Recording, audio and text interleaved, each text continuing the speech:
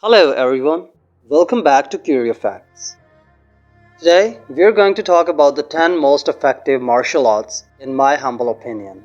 Let's get to it. Now before we begin, I would like to define the word effective. What I mean by effective? By effective, I mean that if you were to train for a very long time in one of these martial arts, which of these times would increase the likelihood of you not only defeating your opponent, but actually surviving a fight to death in a street combat situation. So all those styles that are full of rules and regulations that are actually there to deliver a more sport-oriented form of training will obviously be penalized in this list. The other term of comparison that we'll use is actually in between these martial arts. If you would have an athlete training in this martial art against another athlete training in another martial art, considering both professionals and cons of these martial arts, which one would have a higher chance of defeating the other? Now, of course, this is a very hypothetical discussion. We do need to keep in mind that at the end of the day, it all really depends on the athlete himself, not only the style. So for this hypothetical video, we are just considering the exact same person. The exact same athlete with the same characteristic training for the exact same amount of time in all of these styles. Which of these would produce the final and ultimate most effective result? At the end of the train that I myself have practiced martial arts, I have tried 3 styles. So the songs that I practiced will be in the list and I will say so, but they haven't actually got to the very top of the list. So this should actually assure you that I am not using just personal preference, but I am actually considering some factors that I consider to be dramatically important. Number 10. Traditional Karate. Non-traditional karate is one of the styles that I have practiced when I was a teenager. Now it's definitely a very good starting with there's a lot of positive aspects, and the reason why it's number 10 in the list because most traditional karate styles are based on a system called karate point. Now although some of these athletes practicing karate are actually able to perform very beautifully executed moves and actually very quick, the restrictions of this style causes, as for example, the idea of having these not realistic fights are definitely a disadvantage. In my opinion, the fact that you just simply need to hit the opponent and then the fight is going to be stopped. Even if the opponent is still standing simply because you have scored a point, does not make you into a fighter who is used to actual street fight and full contact sparring. Now some people will argue that these all rules and regulations that are needed in order for the competition to be safe. But if an actual traditional karate fighter had to fight for his own life, he wouldn't just stop to the first blow and he would actually continue fighting. My objection to this is that you get good at something by doing it, and you're simply used to stop each time because the referee is giving you the point, then there will be 2 problems. Firstly, will not be used to combating and continuing your fight, and secondly, you will not be used to hitting with your entire strength, which brings a completely different level of balancing yourself and having your fists and legs used to hitting hard number 9 boxing. Now often when we think of karate compared to boxing, we immediately think that Canada would have an advantage because of the fact that karateka use their legs, whereas boxers don't. But this would be actually a big myth to bust because boxers do use their legs a lot in common. They don't use them to attack the dude and dodge to move. So leg work is very important, if not essential in boxing, just as much as fists. So although a cardigan would have an advantage because of the fact that you can use more parts of his body to attack, a boxer is used to full contact sparring. And this, as far as I'm concerned, gives him the edge and brings it to number 9 in this list. Number 8, kickboxing. Now with kickboxing, we bring the punches from box together with the kicks and other techniques similar to that which we find in karate. All of this with full contact sparring. This is why I think that kickboxing training at the end of the day, although it lacks all the spiritual training that karate has, which is also very, very beautiful, I believe would have an edge against both traditional karate and boxing. Number 7, dude, judo. Judo is sometimes considered more of a sport rather than a martial art. I believe that it is a martial art regardless of the fact that it is now found in Olympic Games. Now, although judo practitioners or judoka don't actually train how to use punches and kicks, it is also important to many times that I have seen a judo fighter fight against a candidate or a kickboxer or any other stand-up fighter. If they manage to lay their hands on the other fighter and they manage to get a throw or to put them on the ground, then it is over for that fight, because the kickboxing or the karateka and even the boxer will not have almost any training on how to fight on the ground. Although it is possible for a kickboxer to simply deliver a proper, powerful kick, or a boxer or a karateka to use a very strong punch and knock their judoka down. Often, what I noticed is that stand-up fighters tend to look for openings and try to find ways to enter the guard of the opponent. Perhaps using a little bit of a jab or using some kicks just to test the situation is definitely something that you should not do against a judoka. If you're a kickboxer or karateka or a boxer, I need to fight against a judoka, you need to strike him hard with the best you got. This is why, as far as I'm concerned, judo has slight advantage over the status of mentioned before. Number 6, the Taekwondo. We'll take one is a very spectacular Korean martial art that we all remember again because of the Olympics. Taekwondo tends to be very interesting because it's basically the opposite of Western box, as Taekwondo tend to focus almost entirely on their repertoire of kicks, which is the biggest among all martial arts. Now, this is a very difficult and tough style to learn. If you really need to learn those tornado kicks, you will need years of practice and a lot of stretching. But it is definitely a very lethal martial art, and some positive aspects of this martial art is the fact that it's full contact and that it teaches you to perform really deadly spinning kicks and moves so quickly that if you manage to execute them, well, you can one-shot your opponent. Now, against the judo, I think that Taekwondo can have a slight advantage because of the fact that since they use kicks, most of the times they tend to give a longer distance or longer range, are very good at calculating the proper range for a flying kick. So it would be harder for a judo guy, in my humble opinion, to actually get close enough to take on Luka to perform a throw. Now, one negative aspect of Taekwondo, which doesn't bring it all the way up to this list, is the fact that they don't actually use punches. So I think it's an incomplete martial art, and also that they basically don't block the most of the time trying to dodge, but sometimes that doesn't work. It would have been a lot easier to just raise your hands.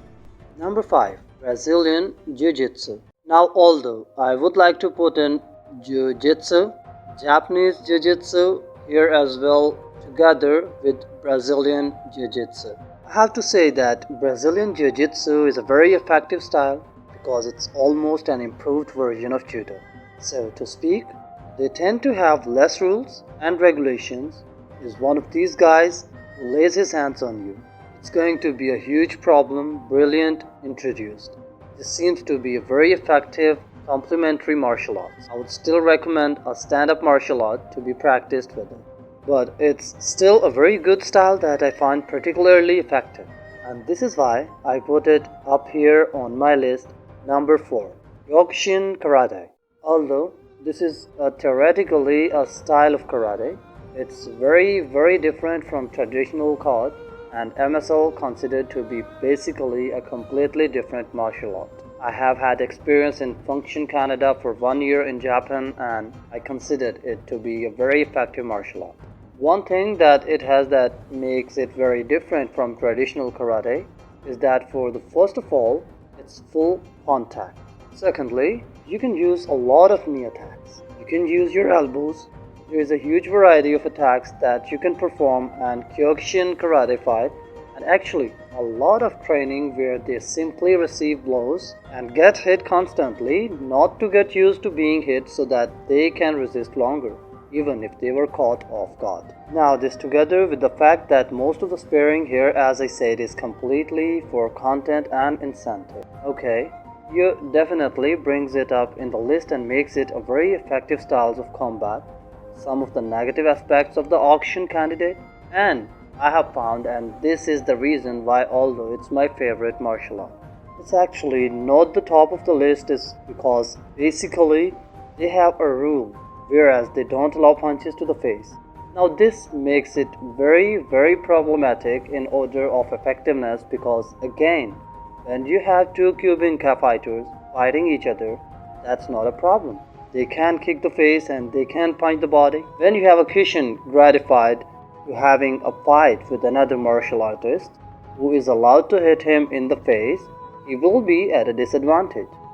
As a matter of fact, one of the things that I mostly disagree with Kyokushin karate fight is that when they fight other styles, for example Muay Thai or other karate styles, or even Wing Chun Kung Fu, they actually make sure that these fights are played according to the Kyokushin karate rules. So, even though other styles are not allowed to punch the oxygen karateka fighters in the face, I find this to be very wrong. If you want to measure the effectiveness of a style, then you should not limit the other styles to your rules. Ultimately, similarly to as I said with traditional karate, even if people were to object and tell me, well, a Kyokushin karate fighter doesn't hit the face because of safety reasons. If you don't train to hit the face, you will not be effective at hitting the face even when you become allowed to do so. And most importantly, have to consider the clock Shankara dividers are used to fight against other Kyokushin karate fighters all the time, with meaning that you will naturally develop a basically blind spot as far as punches in the face are concerned, because you don't need to defend yourself from those. Number 3. MMA. Now although MMA means mixed martial art, and it used to be originally just sort of a tournament where people practicing lots of different martial arts will just meet and fight. It has eventually evolved into a single martial art with its own set of rules, which come from lots of different styles, though MMA has got elements of karate, elements of kickboxing, elements of Brazilian Jiu-Jitsu, and I find it to be a very effective style and also very brutal one. If you have watched some of those cage fights where the people went out and bleeding, you can immediately imagine you're fighting one of these guys in a pub. Would definitely not be a pleasant experience. This is why MMA in this top 10 list reaches number 3. Number 2. Kung Fu. Now, when I say Kung Fu, I am aware that it's an umbrella term and there are a lot and hundreds of styles. Now please consider that when I say Kung Fu or Kung Fu, I do not mean very specific styles such as Tai Chi, as I don't consider those to be effective at all in an actual fight. They might be good for your health and balanced ment, but definitely not preparing you to fight for your life. In this case, when I say Kung Fu, I mean mostly Shaolin Kung Fu and Wing Chun Kung Fu have been the first to be a very effective style of preparing people not only for fights for your life, but actually for war. Surely monthly trained pain resistance that they get hit constantly not to make their body stronger and more resistance. And it seems that there have been actual scientific studies that prove that a man's skull and bones are actually several times stronger than normal people because of the training that they do. I find this similar to the concept that we have found in Kyokushin karate, but even more enhanced.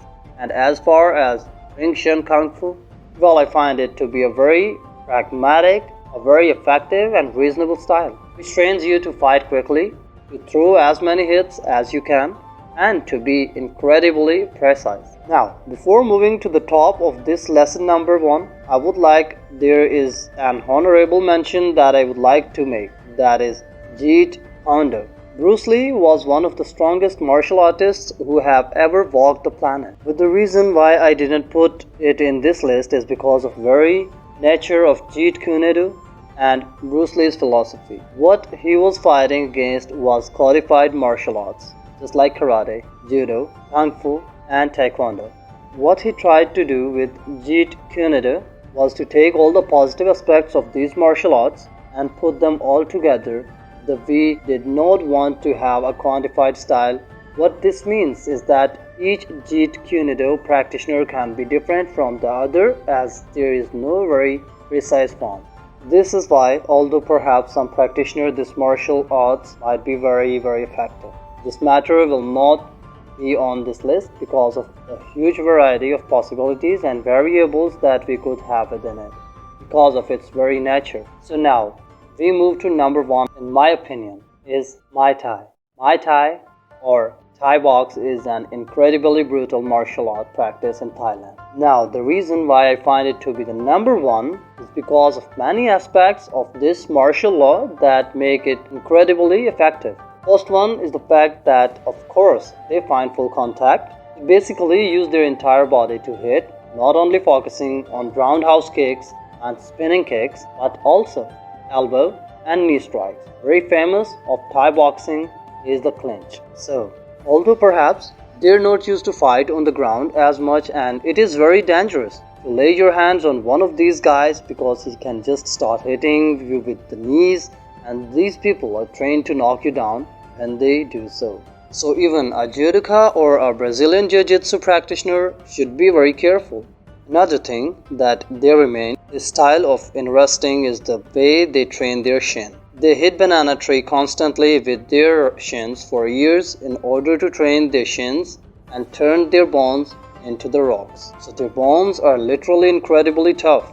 And if you get hit by one of those kicks, they can easily break your leg if you're not trained. And if they hit you in the head, they can do some severe head trauma. But perhaps what makes this style most effective in my opinion is the cultural situation in which Muay Thai practitioners practice. Most of these are just poor kids who in the reality of, for example, Bangkok and other cities, the only hope that they have to escape their poverty is to become Muay Thai champion. So these people are fighting for their life, which is very different from most modern martial art practitioners who are just people who go to a dojo or to a training center, but then they just have normal life. These boys train for their lives. Their life is Muay Thai, and this is why, in my opinion, this is the most effective style on the planet. Did you enjoy the video?